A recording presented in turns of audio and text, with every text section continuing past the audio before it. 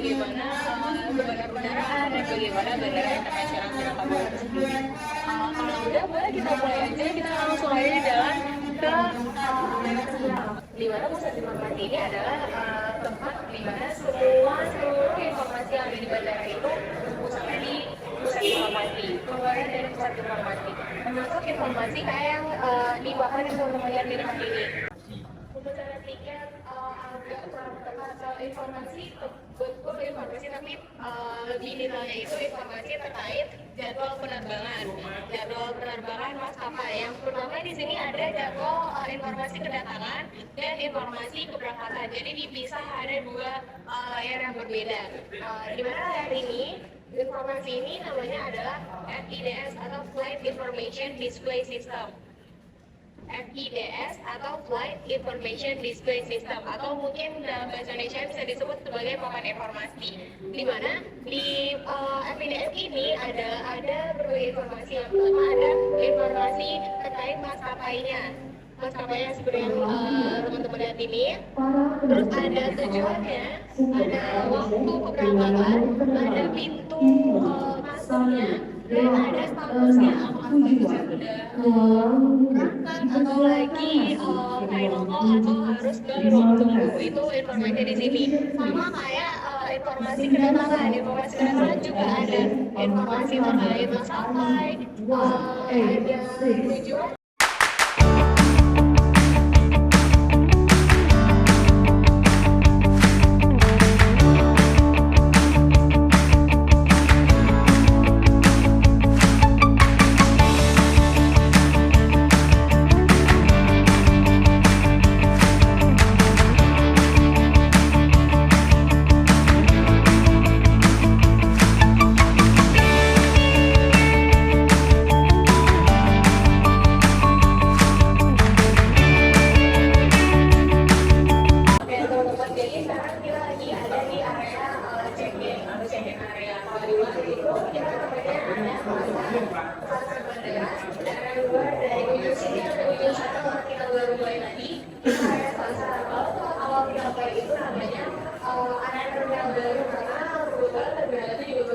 Terus ada namanya check-in melalui website. Kalau website kan kita bisa langsung ya dari website aplikasi tiketnya gitu juga bisa. Terus kalau ini ada mesin self check-in. Mesin self check-in ini digunakan kalau teman-teman itu nggak bawa bagasi yang banyak, cuma bawa bagasi cabin.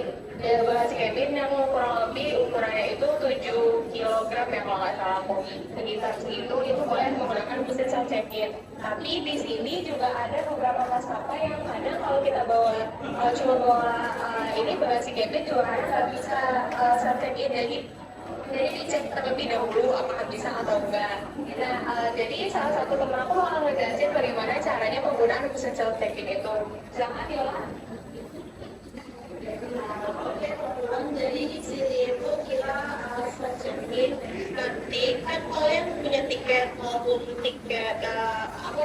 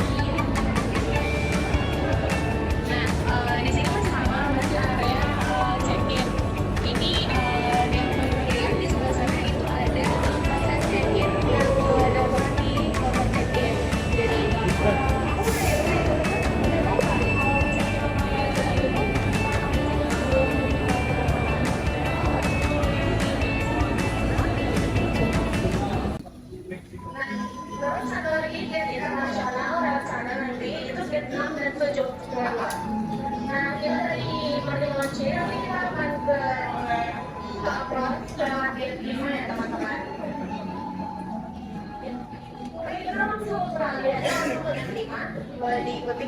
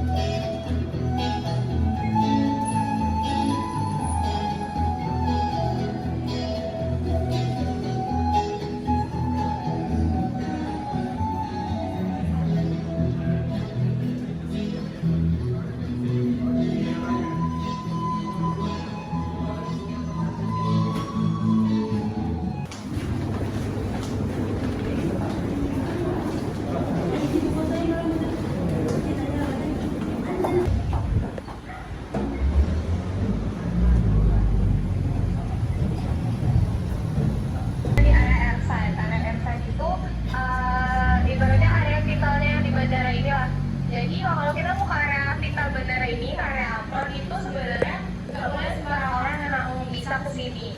Jadi syaratnya adalah kalau mau ke area apron kita harus memakai rompi kayak yang dipakai petugas-petugas dan pendamping guru-guru teman-teman ini yang pakai warna hijau dan ada garis-garisnya. Harus seperti itu kalau di area apron, karena area apron itu punya ada rules-nya sendiri lah di sini. Gitu. Jadi nanti lebih jelasnya bakal dijelasin langsung oleh petugas AMC. AMC itu adalah Apron Movement Control. Jadi kalau di area luar ada salah itu kita punya information center kayak front office bandara. Kalau di sini di area airside kita punya Apron Movement Control. Jadi AMC ini yang mengontrol semua pesawat yang datang, pesawat parkir dan seluruh seluruh kegiatan yang ada di apron ini lah. Itu AMC yang punya rules, AMC yang jelas? Oh, SMK Satu Batu ya. Selamat datang di Bandara Udara Internasional Minangkabau. Tadi introduction-nya. Mau ada suara? Sama? SMK? Al-Izhar dari Makmur juga sama? Satu daerah? Oh ya. Selamat datang di Bandara Udara Internasional Minangkabau. Tadi introduction disampaikan sama pelatihan sebelumnya. Saya hanya melengkapi. Nama saya Arafat, saya di sini sebagai Departemen Head atau Pimpinan Unit Dapur Protokol. Jadi teman-teman sini sedang berada namanya sisi udara. Di Bandar Udara itu ada 3 area klasifikasi atau pembagian daerah. Yang pertama sisi darat, yaitu landside. Yang kedua adalah terminal. Memang bangunan ini di bangunan. Ada check-in, ada boardingers, ada penanganan bagasi. Nah yang terakhir adalah sisi udara. Sisi udara itu yang termasuknya nih, namanya airside. Sisi udara itu kita ada 3 area atau 3 wilayah. Yang pertama ada runway. Ada yang tahu runway itu apa? Runway itu adalah tempat lepas landasnya pesawat udara. Nah, situ kita ada runway. Runway kita di sini ada satu dengan panjang 3.000 meter atau 3 kilo. Yang kedua ada namanya taxiway. Taxiway itu penghubung antara runway dengan apron. Apron ini tempat parkir pesawat, tempat penurunan bagasi, itu di apron. Nah, yang menghubungkan dari runway ke apron namanya taxiway. Di sini kita apron ada 14 parking stand. Parking stand itu adalah tempat parkirnya pesawat. Berarti di sini ada 14 tempat parkir pesawat.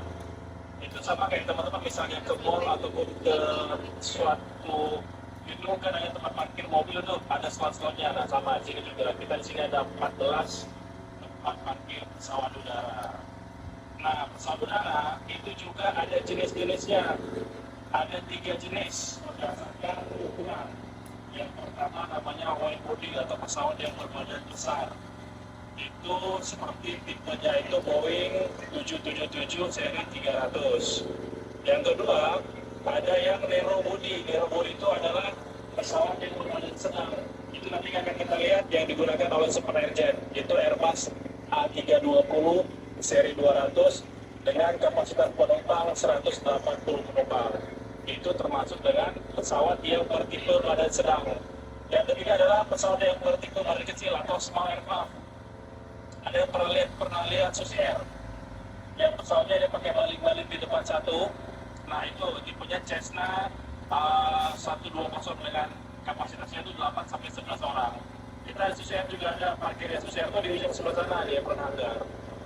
Jadi kita di sini mampu menampung pesawat berbadan besar sebesar Boeing 777 300ER. Jadi pesawat itu digunakan untuk mengangkut jamaah haji Provinsi Sumatera Barat. Nah, setiap setahun sekali kita melayani penerbangan haji menggunakan pesawat tipe tersebut.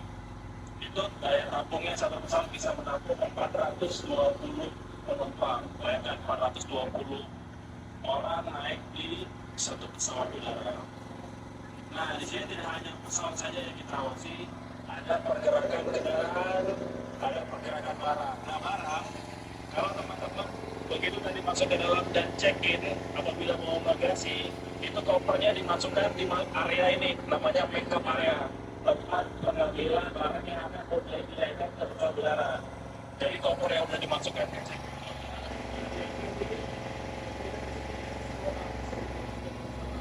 Namanya pick-up area. Kayak kalau kita mau orang datang di landing, mau ngambil barang, apa namanya? Nama areanya trip dan area itu tempat pengambilan bagasi. Nah itu ada di terminal baru di sana. Kita di sini ada 3 tempat pengambilan bagasi yang domestik dan 2 untuk yang internasional. Jadi total ada 5 tempat pengambilan bagasi. Nah ini pesawat tadi saya bilang ada Airbus A320 seri 200 yang digunakan oleh Super Airjet.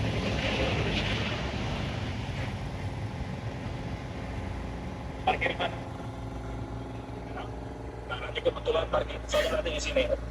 Nah nanti sebelum pesawat itu parkir, teman-teman silakan melihat ada namanya proses pesawat parkir. Itu nanti akan dipandu yang namanya marshaller. Marshaller itu adalah pemandu pesawat parkir. Yang pernah lihat dari bandara yang bawa tongkat warna merah atau bed warna merah yang gini-gini tuh. Nah nanti dia akan diparkir oleh marshaller. Nanti di sini di lokasinya. Itu namanya marshaller.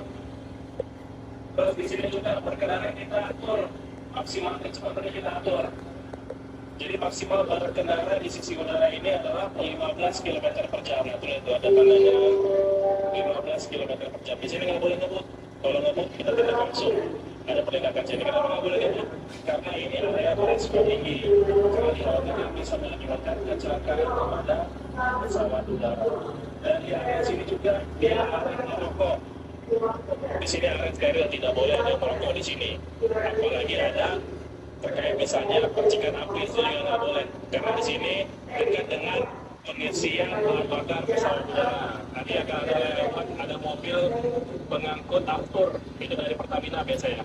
Itu nanti kalau untuk mengisi bahan bakar ke pesawat udara, makanya tidak diperbolehkan menggunakan rokok dan menggunakan api. Tapi sini saya harap kita komunikasinya 2 arah ya. Apa yang saya jelaskan, kalau memang ada yang mau ditanya silakan angkat tangan saja. Gimana, ada yang mau ditanyakan atau mau lihat dulu proses ini kan?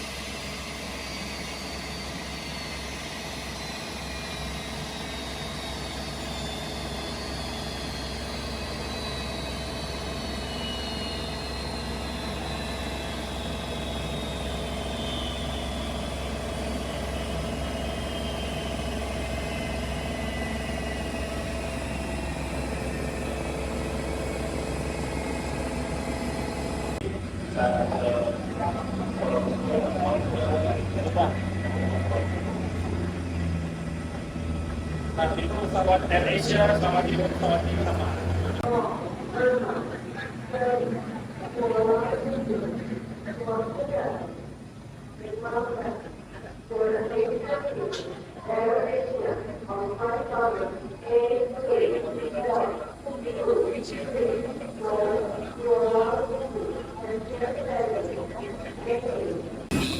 Barang-barang tetap di rumah. Pakai gerobak nanti tarik pakai mobil sampai ke gedung terminal dekat tangan.